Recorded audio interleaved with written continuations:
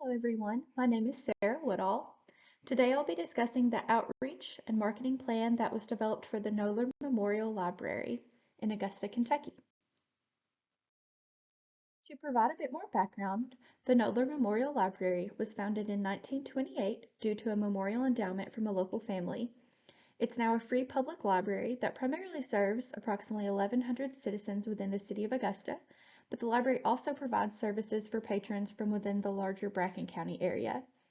Our funding is primarily provided by the collection of city taxes and private memorial donations. We do to this day remain a very small library, and we have pretty modest funding compared to most other public library systems. Since the founding of KML, we've strived to fulfill the mission, which holds that the library promotes literacy, provides free access to information, and enables meaningful community connection. One final note that I did want to make while on this slide: at the last report around 2020, around 63% of students in Augusta were identified as being economically disadvantaged, meaning that they received free or reduced price lunch. This was something that definitely went into the planning and considerations for target audiences as we developed the outreach plan. That leads me into the marketing challenge and environmental factors.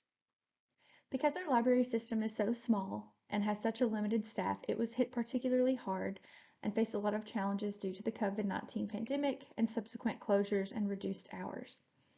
Therefore, there's been a lot of stagnant library programs in years. Many of the existing programs were canceled or put on a long pause, and that has led to a decrease in general attendance within the library. There's also gaps in programming that have been identified primarily for adults aged 60 plus and young children, largely K through 12 students.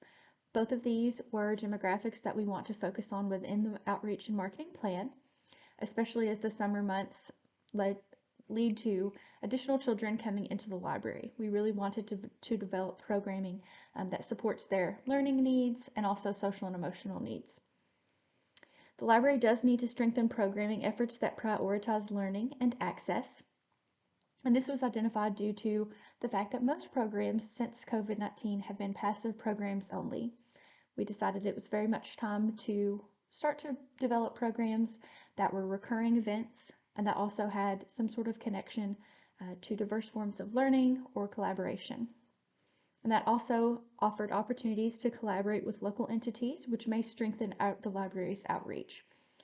So far, the Augusta Art Guild, a local history center, and the local independent school district have all reached out to the library to voice their support for programs and also to begin brainstorming some different programs that we could offer at the library to support children and adults in the community. After assessing our users and sort of tracking attendance for the past few months, the average user of KML has been identified as adult and adult female, typically over the age of 60, and many of these are retired individuals who are interested primarily in print materials for circulation, but who have voiced support for some sort of program or offering of a social or craft opportunity. Demographics that need further development have also been identified as just males and females in general in the adult category, as well as K through 12 students and children, families, and individuals who are interested in non-passive programming. I wanted to discuss a little bit more in depth the SWOT analysis, so strengths, weaknesses, opportunities, and threats.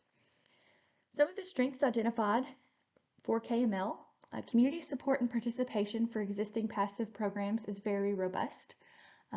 We've had great success with doing things where people can interact online, enter giveaways, or take part in programs that don't have a specific start and end time. We also have library staff members who are very helpful and engaged. And there's a growing social media presence that's begun at KML, and that's been very effective in reaching portions of the library's target audiences. Prior to last year, we actually did not have a social media presence, or it had been completely stagnant since 2015. So that's definitely made a huge difference in just letting people know when we're open, what the library is offering, highlighting new materials, and so on and so forth. Some of the weaknesses: we do have a very small library staff, which can make overseeing and developing programming very difficult. The library is a very small building, so that does limit the physical space that we have available and is not conducive to large groups gathering. There's also stagnation in programming, as I mentioned before, which has led to a decline in participation in library events overall.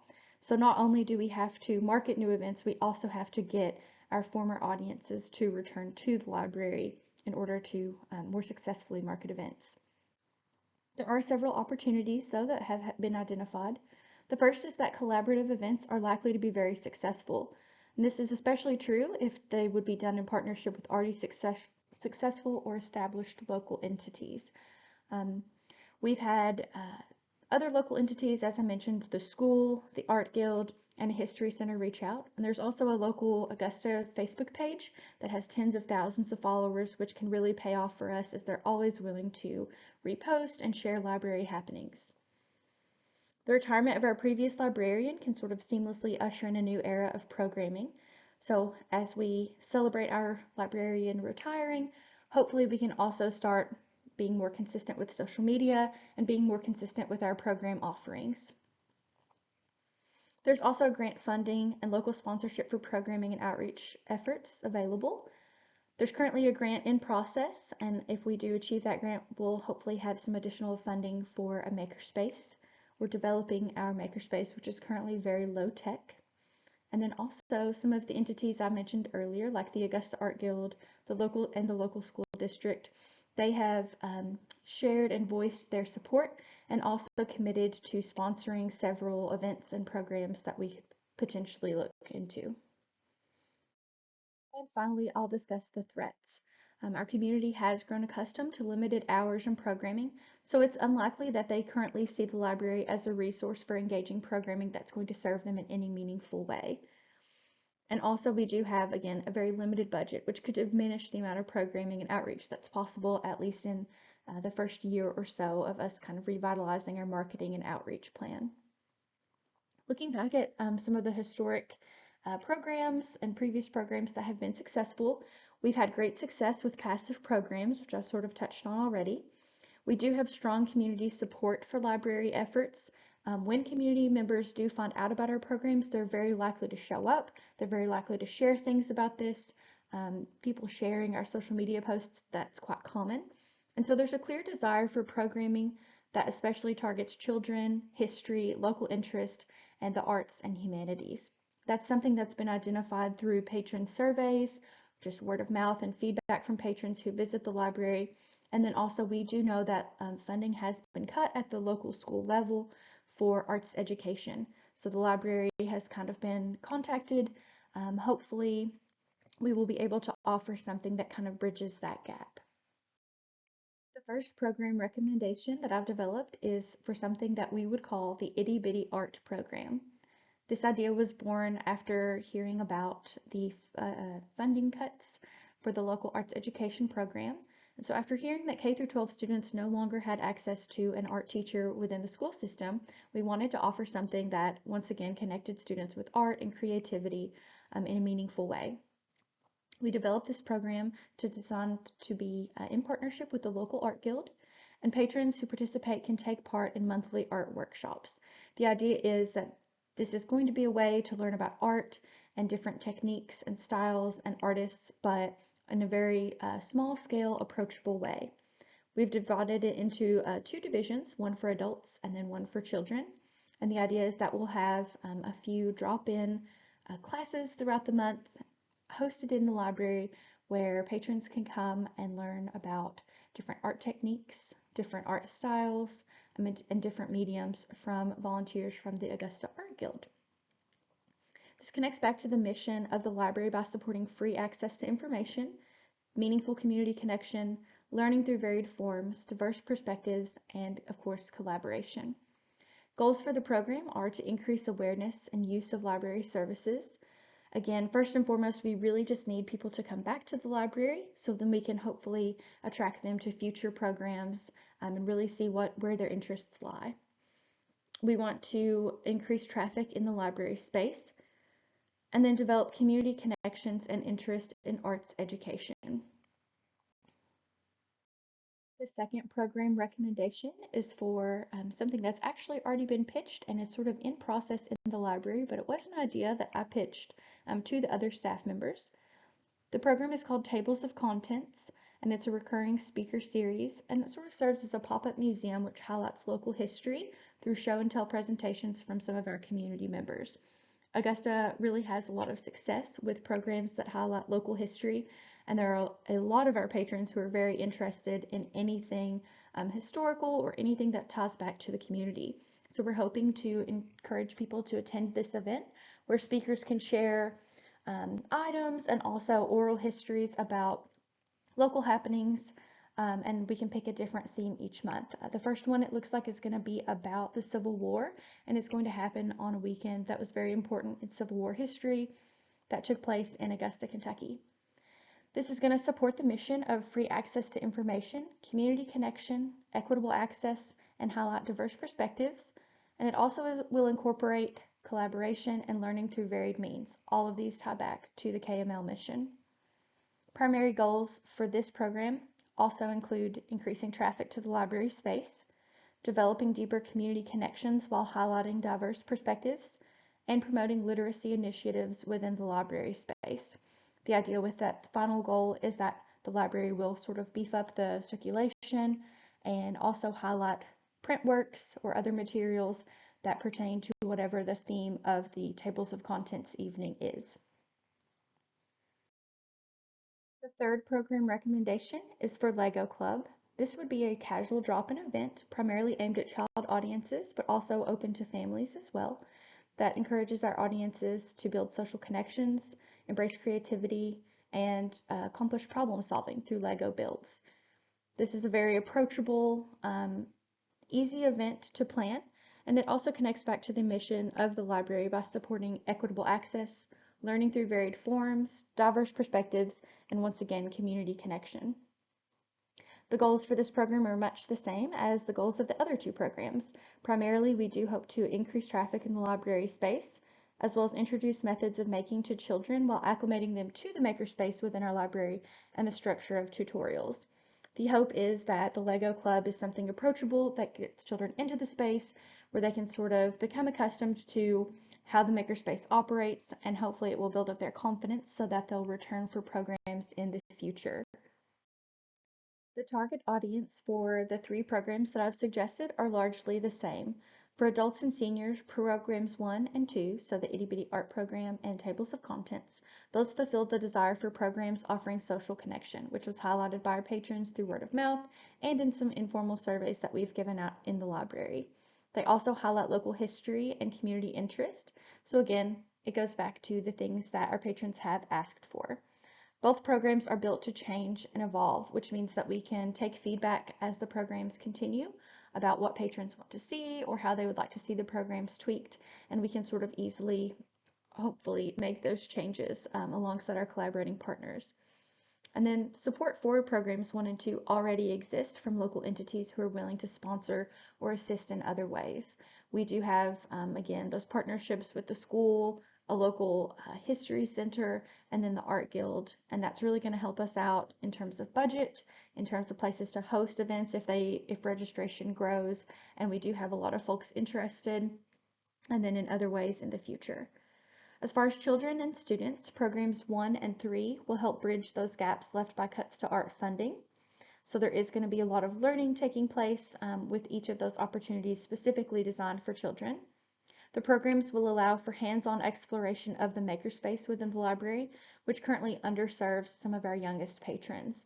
Again, I think there's a lot of stigma around makerspaces traditionally, and people may think, this isn't for me, there's nothing here that interests me. And so our hope is to build some approachable programs that get children and their families interested in the library space, where they can then be introduced to additional library resources and hopefully return for programs in the future. Program 3 in particular, I do want to point out, is very budget friendly, which is going to be great for our library because, again, we do have relatively modest amounts of funding. On this slide, I have summarized the desired outcomes for each of the three program suggestions. So for the Itty Bitty Art program, the first outcome that we're hoping for is that the arts education offered through the library's partnership with the Art Guild can supplant the learning that would typically occur during classroom instruction in K through 12 schools. The second outcome is that by making creative pursuits cost-effective and approachable for our patrons, the library will attract new audiences and increase program attendance overall. For tables of contents, again, that's the pop-up sort of show and tell opportunity. The first outcome that we are looking for is that participants and visitors to these events will have the opportunity to learn more about underrepresented community members and little known or unique elements of local history. The second outcome would be that variable topics and themes for this program will increase overall attendance to library programs by attracting new audiences, and thereby we would be able to amplify the services libraries offer.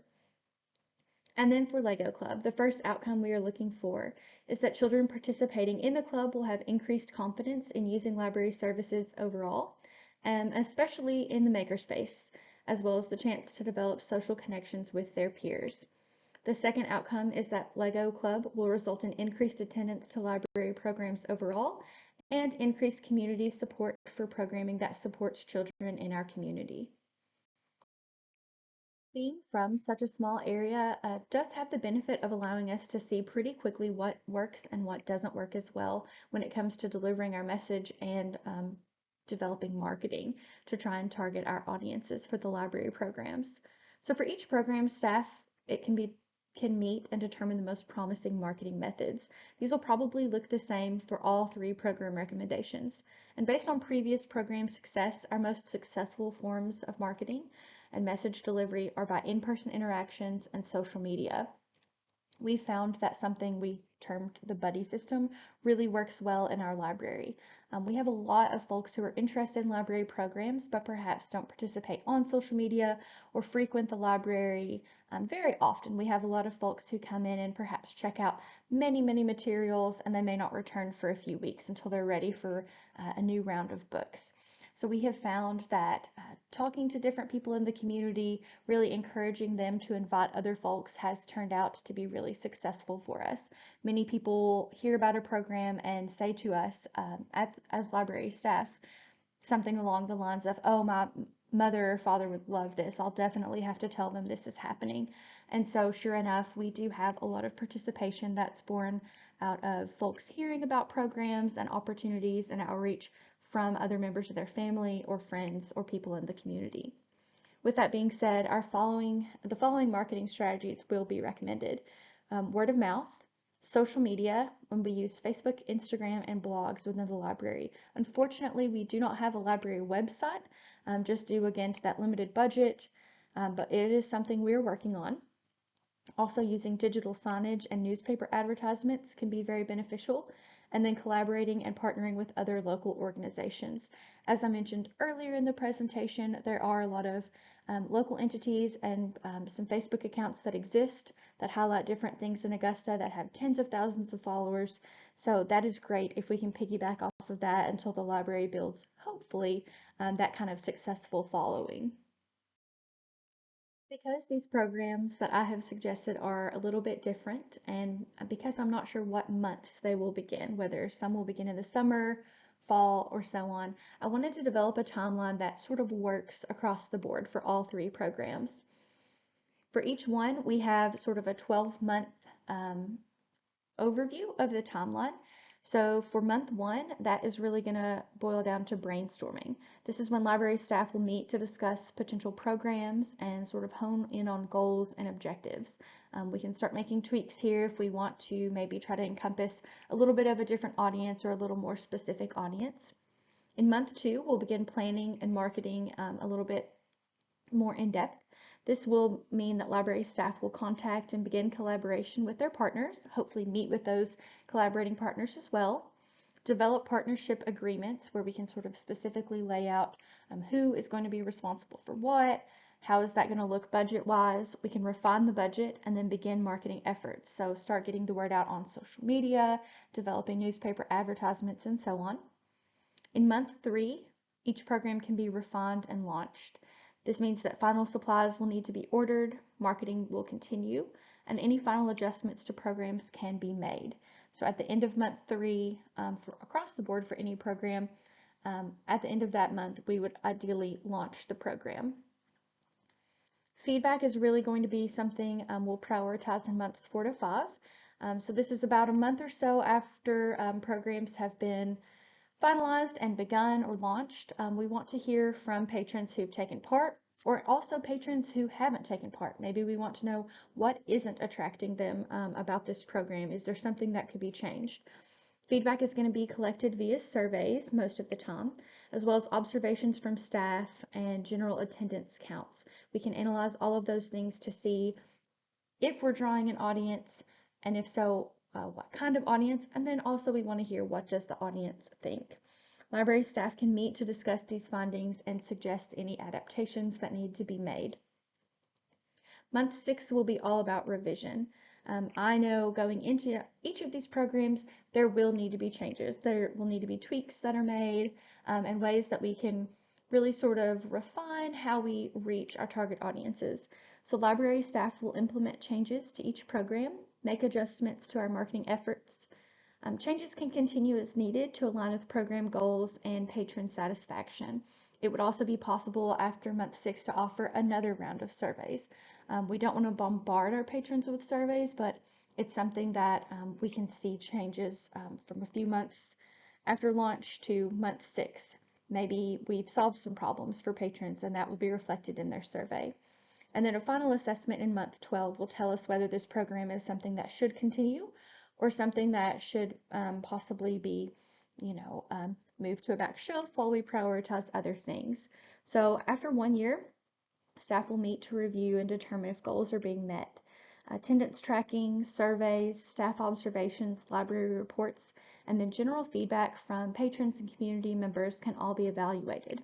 One thing that we would really like to focus on after month 12 is interviews with our collaborative partners. We want to make sure that we're doing right by any other entities that are helping us with these programs, and if they see any changes that need to be made, or if they need to make any amendments to their agreements to sponsor or help out with our budget, we would want to know about that as well. And I want to finish by touching a little bit more on the action plan a bit more in depth. So for our budget, we are seeking grant funding to scale up our makerspace, which would serve the goals and activities that we want to accomplish with programs 1 and 2. We do have a sponsorship agreement set up already with the local Augusta Art Guild and our History Center, which would cover around at least 50% of costs for programs 1 and 2. I know the Art Guild is going to sponsor, they have said, the people or individuals who would be leading tutorials and workshops, which is great, meaning that we wouldn't have to pay people to come in to teach different art techniques. And the Art Guild has agreed to cover, again, around 50% of the costs for art materials that could be incurred. So that greatly helps out for our budget. Lego donations that we have already received at the library can sustain the start of Lego Club. Again, I mentioned this was going to be a really budget-friendly option for us in terms of programming, which is great for a library that's very small and doesn't receive a lot of additional or surprise funding very often. The library can cover any additional costs for Lego Club. We've sort of committed to that. If it grows to a scale where we need to order more building blocks or bricks or additional tools, we can certainly do that. As far as responsible parties, once again, I do have to point out that we have a very small staff, which is good and bad in some ways. There are pros and cons. But our library staff does consist of just the librarian, the assistant librarian, and our desk clerk, and then we also have 7 board members. So this group will handle planning and supervision of library outreach. Basically anything that crops up with any of the programs will be covered by one of the 3 primary staff members. Again, our library is very tiny and we only have 1 full-time staff member. That does sort of take some of the guesswork out of who is going to handle what or be the point of contact. There are partnership agreements with collaborating entities that do need to be developed for each of the 3 programs. And again, that will be very helpful in determining who is responsible for what. And then finally, as far as assessment, once again, we'll look at attendance tracking at programs, supervising staff to share observations. So anyone who's running a program ideally can sort of be monitoring and making a mental note or jotting down what's going well, what's not going well, what might need to be changed. We'll also collect patron feedback from surveys and interview those collaborating partners at least annually, just to hear how everything is going and hopefully to sustain these programs and make them very, very successful.